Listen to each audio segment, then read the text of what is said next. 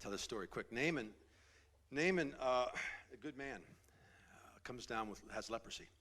If you know the story, he has his wife has a servant girl who's Jewish, and she informs him that there is a prophet in the neighboring country who can take care of this, who can heal this. And so Naaman goes to his king. His king says, I give you a green light, loads him up with all the gold and, just the gifts. And off Naaman goes. He meets with the king of Israel who, oh man, and Elisha finds out, says, yeah, send him here. And so off he goes to Elisha's house.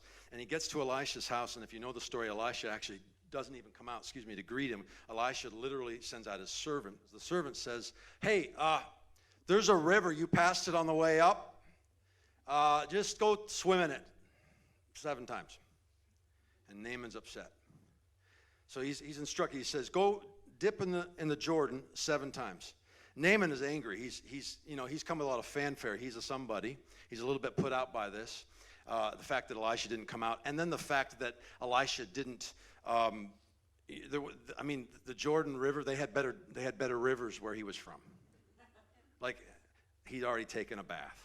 You get it? He's kind of upset. He's like, man, I really bathe 7 times? Like, think I've already bathed?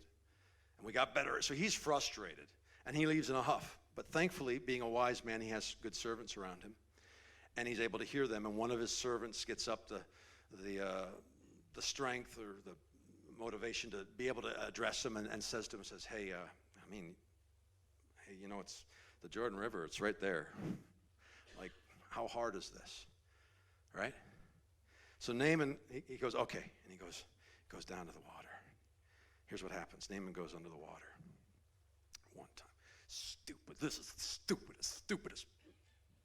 Comes up out of the water. 1. It's the dumbest thing I've ever. Hold on, I got to hold my.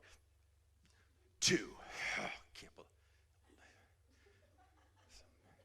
All right, how many we had again? 3. All right. And here's what's happening. He's going under the water. Power of seed.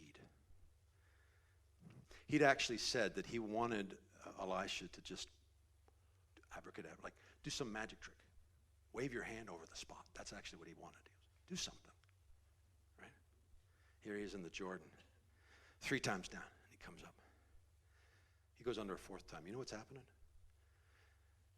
He's being faced with the reality that there is a possibility that there's something greater than what he understands. That there's something truer than what he knows. Every time he goes under the water, he's acknowledging that his reality could actually not be the truest reality. And so he goes under a 5th time. You know what's happening by the time he goes under 5 times? I think it's called hope. Something shifting in his heart. And he goes, 5 times? We had 5 times already? That's only 2 more times. What if? And he goes under a 6th time. And he goes under a 7th time.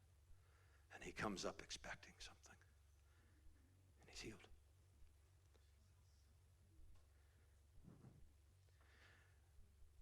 The healing was given to him in the instruction.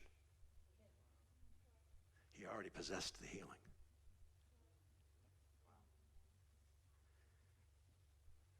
Hey, 7 times. That'll do it. God is so good at his job. And he is after something more than just physical healing. He is after sozo, salvation, that would come to you in heart, mind, body, and your legacy. You understand when Naaman went home, he and his house served the living God of Elisha. He passed it down the generations. Salvation came to his house, not just healing to his body. You know, a hand waved over the spot might have healed his body. He might have gone home puffed up for a minute. But our Father is so good at what he does. He said, you know what I want? I want to give him a process by which he can come into the fullness of what I've purchased for him in the future. He's so good at his job. There are promises in this room we already possess.